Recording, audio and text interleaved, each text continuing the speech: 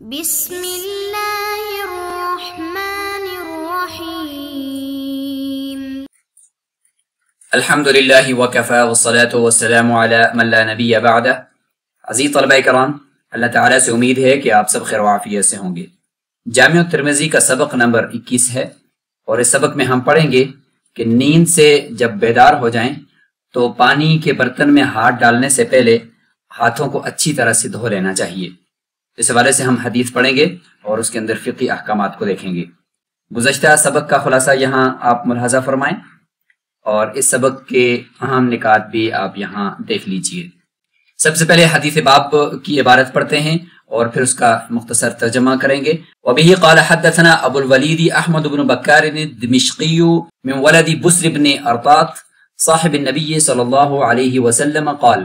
حدثنا الولید بن مسلم عن الاوزاعی عن الزہری عن سعید بن مسیب وابی سلمة عن ابی ہریرة رضی اللہ عنہم عن النبی صلی اللہ علیہ وسلم قال اذا استيقظ احدكم من الليل فلا يدخل يده في الاناء حتى يفرغ عليها مرتين او ثلاثا فانه لا يدري اين باتت يده۔ وفي الباب عن ابن عمر وجابر وعائشة رضي الله عنهم۔ هذا حديث حسن صحيح۔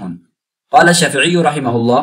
أحب لكل من استيقظ من النوم قائلة كانت أو غيرها أن لا يدخل يده في وضوئه حتى يغسلها، فإن أدخل يده قبل أن يغسلها كرهت ذلك له ولم يفسد ذلك الماء إذا لم يكن على يده نجاسة۔ وقال أحمد بن حنبل إذا استيقظ من الليل فأدخل يده في وضوئه قبل أن يغسلها فأعجب إلي أن يهريق الماء۔ وقال إسحاق إذا استيقظ من النوم من الليل أو بالنهار فلا يدخل يده في وضوئه حتى يغسلها۔ سعید بن مسیب اور ابو سلمہ سے روایت ہے، وہ ابو ہریرہ رضی اللہ عنہ سے روایت کرتے ہیں، اور ابو ہریرہ رضی اللہ عنہ رسول اللہ صلی اللہ علیہ وسلم سے روایت فرماتے ہیں، آپ صلی اللہ علیہ وسلم نے ارشاد فرمایا جب تم میں سے کوئی نیند سے بیدار ہو جائے تو وہ اپنے ہاتھوں کو پانی کے برتن کے اندر داخل نہ کرے یہاں تک کہ ان ہاتھوں کے اوپر 2 یا 3 مرتبہ پانی بہا لے، یعنی ان کو اچھی طریقے سے دھو لے، کیونکہ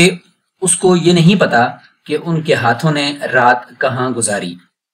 حضرت عبداللہ بن عمر رضی اللہ عنہ سے بھی اس باب کے اندر روایت لائی جا سکتی ہے، حضرت جابر سے بھی اور حضرت عائشہ رضی اللہ عنہم سے بھی روایات لائی جا سکتی ہیں۔ امام ترمذی رحمہ اللہ فرماتے ہیں کہ یہ حدیث حسن ہے اور صحیح ہے۔ امام شافعی رحمہ اللہ کا قول یہاں پہ نقل فرماتے ہیں کہ وہ فرماتے ہیں کہ مجھے یہ پسند ہے ہر اس شخص کے لیے کہ جو نیند سے اٹھے، چاہے وہ دن کی نیند ہو یعنی قیلولہ ہو یا رات کی نیند سے اٹھے۔ من اللیل کی قید اتفاقی ہے، دن کی نیند ہو یا رات کی نیند ہو، تو وہ اپنے ہاتھوں کو پانی کے برتن میں داخل نہ کرے جس برتن سے وہ وضو کر رہا ہے، یہاں تک کہ وہ اپنے ہاتھوں کو اچھی طریقے سے دھو لے۔ بس اگر اس نے اپنے ہاتھوں کو دھونے سے پہلے پانی کے برتن میں داخل کر دیا تو امام شافعی فرماتے ہیں کہ مجھے یہ ناپسند ہے، لیکن اس کا ایسا کرنا پانی کو فاسد نہیں کرے گا، بشرطے کہ اس کے ہاتھ کے اوپر ظاہری کوئی نجاست نہ ہو۔ امام احمد بن حنبل رحمہ اللہ کا قول نقل کیا ہے، وہ فرماتے ہیں کہ اگر کوئی رات کی نیند سے اٹھے، یعنی یہ لیل کی جو قید ہے یہ اتفاقی نہیں ہے، احترازی ہے، یعنی دن کا جو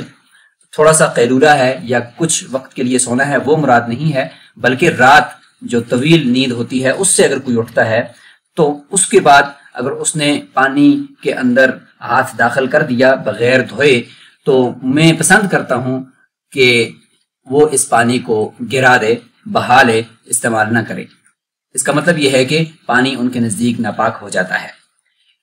امام اسحاق فرماتے ہیں کہ اگر کوئی نیند سے اٹھے، ان کے نزدیک بھی یہ قید اتفاقی ہے، چاہے وہ رات کی نیند ہو یا دن کی نیند ہو، تو وہ اپنے ہاتھوں کو وضو کے پانی میں داخل نہ کرے یہاں تک کہ ان کو اچھی طریقے سے دھو لے۔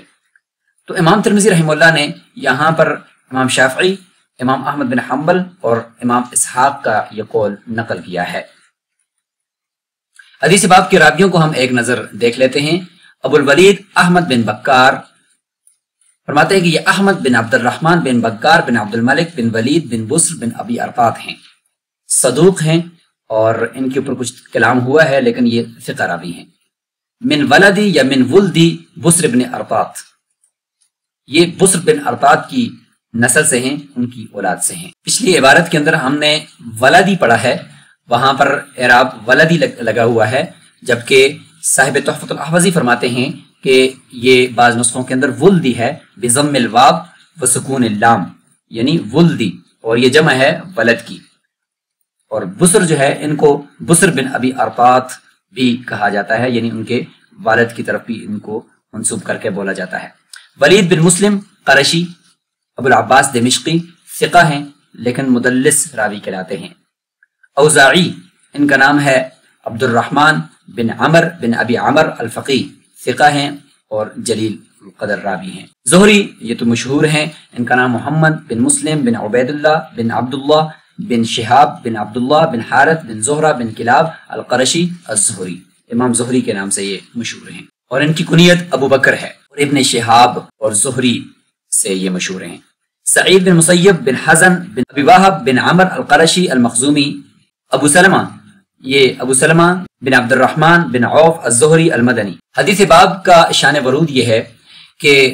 صاحب معارف السنن نے لکھا ہے کہ امام شافعی رحمہ اللہ اور دوسرے ائمہ نے تحریر کیا ہے کہ اہل حجاز وہ پتھروں سے استنجا کیا کرتے تھے، اور ان کے ہاں چونکہ گرمی بہت زیادہ ہوتی تھی تو جب وہ سوتے تھے تو ظاہر ہے کہ پسینہ آتا تھا، تو پھر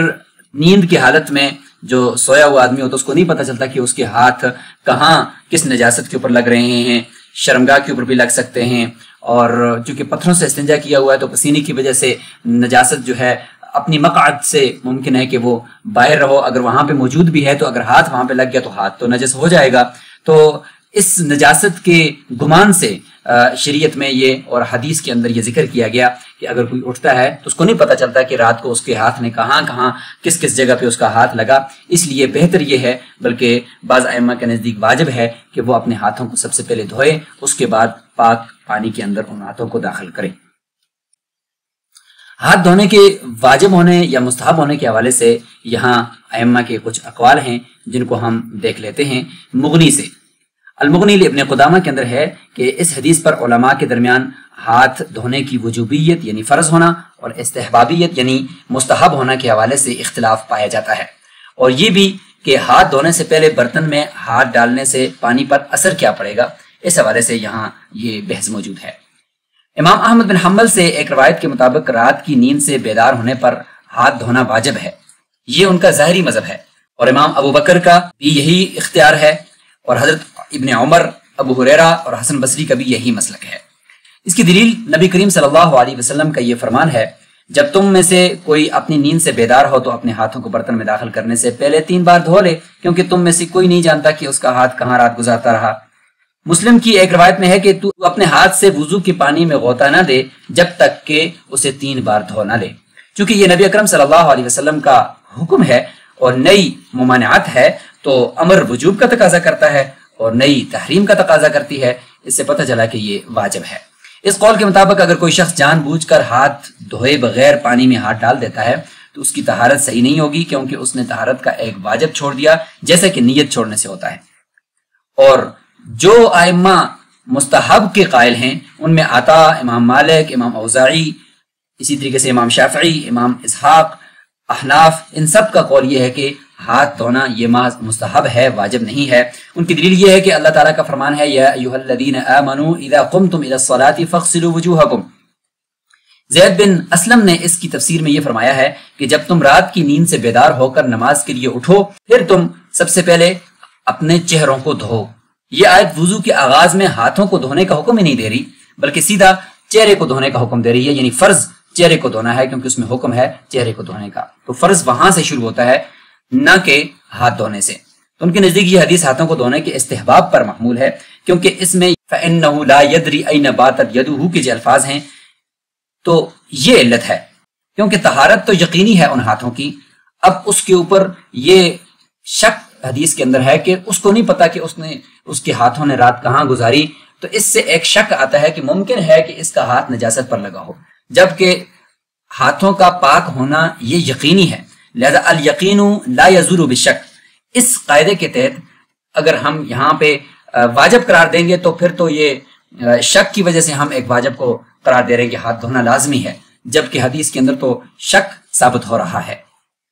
اس لیے ایک ظن کے درجے میں ہے تو ہم ایک استحباب کے درجے میں ہاتھ دھونے کو رکھ سکتے ہیں، نہ کہ ان کو واجب قرار دے سکتے ہیں۔ المغنی میں ایک فصل قائم کی ہے کہ ہاتھ جب ڈال دیے پانی کے اندر تو اس کی وجہ سے پانی پر کیا اثر پڑے گا، کیا پانی ناپاک ہو جائے گا یا نہیں ہوگا، تو اس کے بارے میں یہ فصل ہے۔ جنہوں نے ہاتھ دھونے کو واجب نہیں قرار دیا یعنی مستحب کہا ہے، تو ان کے نزدیک ہاتھ دھوئے بغیر پانی میں ہاتھ ڈالنے سے پانی پر کوئی اثر نہیں پڑے گا۔ جنہوں نے اسے واجب قرار دیا ہے تو ان کے نزدیک جیسے امام شافعی رحمۃ اللہ کے نزدیک اگر پانی 2 قلے ہو یعنی 200 کلو گرام سے اوپر ہو تو اس سے پانی متاثر نہیں ہوگا، کیونکہ ایسا پانی نجاست کو اپنے آپ سے دور کر دیتا ہے۔ اور اگر پانی قلیل ہو یعنی امام شافعی رحمۃ اللہ کے نزدیک 2 قلے سے کم ہو تو ان کے نزدیک پھر وہ پانی ناپاک ہو جاتا ہے۔ اگرچہ یہاں پر یاد رکھیں کہ امام شافعی رحمۃ اللہ کا یہ قول نہیں ہے، لیکن جو مقدار ہے پانی کی قلیل اور کثیر ہونے کی یہ امام شافعی رحمۃ اللہ سے لی گئی ہے۔ امام احمد بن حنبل رحمہ اللہ فرماتے ہیں کہ مجھے یہ زیادہ پسند ہے کہ پانی بہا دیا جائے۔ یہ حسن بصری کا بھی قول ہے۔ ایک روایت میں نبی اکرم صلی اللہ علیہ وسلم سے ایک اضافہ بھی منقول ہے کہ اگر اس نے ہاتھ دھونے سے پہلے ہاتھ پانی میں ڈال دیا تو پھر اس پانی کو بہا دیا جائے۔ البتہ ایک اور احتمال یہ بھی ہے کہ اس سے پانی کی طہوریت یعنی پاک کرنے کی صلاحیت وہ زائل نہ ہوگی اور اسے بہانا واجب نہیں ہے،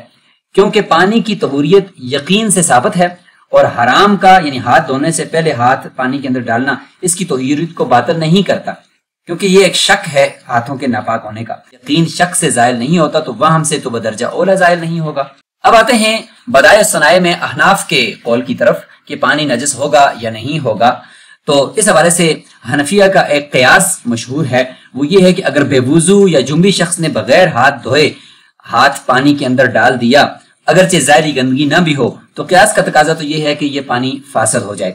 اس کی وجہ سے یہ ہے کہ حدث ہاتھ سے پانی میں منتقل ہو جاتا ہے، لیکن حنفیہ کے استحسان کے مطابق پانی فاسد نہیں ہوگا۔ اس کی دلیل حضرت عائشہ رضی اللہ عنہ کی روایت ہے کہ وہ اور نبی اکرم صلی اللہ علیہ وسلم ایک ہی برتن سے غسل کرتے تھے اور بعض اوقات ان کے ہاتھ ایک دوسرے سے ٹکراتے تھے۔ اسی طرح حضرت عائشہ رضی اللہ عنہ حیض کی حالت میں ایک برتن سے پانی پیا اور نبی اکرم صلی اللہ علیہ وسلم نے بھی اسی جگہ سے پیا۔ تو یہ استحسان ضرورت کی بنا پر ہے، کیونکہ لوگوں کو وضو، غسل اور پینے کے لیے پانی کی ضرورت ہوتی ہے اور ہر شخص کے لیے الگ برتن رکھنا یا بڑے برتن سے براہ راست پانی لینا ممکن نہیں ہوتا، اس لیے ہاتھ اور ہونٹ کی نجاست کا اعتبار سخت کر دیا تاکہ لوگوں کو حرج میں نہ پڑنا پڑے۔ تاہم اگر کوئی شخص اپنا پاؤں برتن میں ڈال دے تو پانی فاسد ہو جائے گا، کیونکہ اس کی ضرورت تو نہیں ہے۔ اگر یہی کام کنویں میں کرے تو پانی فاسد نہیں ہوگا، کیونکہ کنویں میں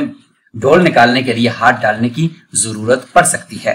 حدیث باب سے متعلق چند دیگر مسائل ہیں، جیسے کہ جنبی یا حائضہ کا جو بچا ہوا پانی ہے، تو امام مالک کے نزدیک اگر ہاتھوں پر نجاست نہ ہو تو اس سے وضو جائز ہے، اور اس طریقے سے مستعمل پانی امام ابو حنیفہ اور امام ابو یوسف رحمۃ اللہ کے نزدیک نجس ہے اور امام محمد رحمۃ اللہ کے نزدیک پاک ہے مگر غیر مطہر ہے، یعنی وہ کسی کو پاک کر نہیں سکتا، طاہر ہے مطہر نہیں ہے۔ نیند سے وضو کا حکم بھی یہاں سے ثابت ہو گیا کہ صرف لیٹ کر سونے سے وضو ٹوٹتا ہے، کھڑے، رکوع یا سجدے میں نیند سے نہیں، بشرطے کہ شک نہ ہو۔ وفی الباب کے تحت آنے والی جو روایات ہیں ان کو بھی ہم ایک نظر یہاں دیکھ لیتے ہیں، جیسے کہ حضرت عبداللہ بن عمر رضی اللہ عنہ کی حدیث ہے، دارقطنی نے اس کو ذکر کیا ہے، اس کے الفاظ یہ ہیں: اذا استيقظ احدكم من منامه فلا يدخل يده في الاناء حتى يغسلها 3 مرات الحدیث۔ اور حضرت جابر کی حدیث کو بھی دارقطنی نے، ابن ماجہ نے ذکر کیا ہے، حضرت عائشہ رضی اللہ عنہ کی جو حدیث ہے حاتم نے ان کو علل کے اندر ذکر کیا ہے۔ سبق میں موجود جو احادیث ہیں اس سے کچھ فوائد اور حکمتیں بھی معلوم ہوتی ہیں جو یہاں آپ ملاحظہ فرما سکتے ہیں۔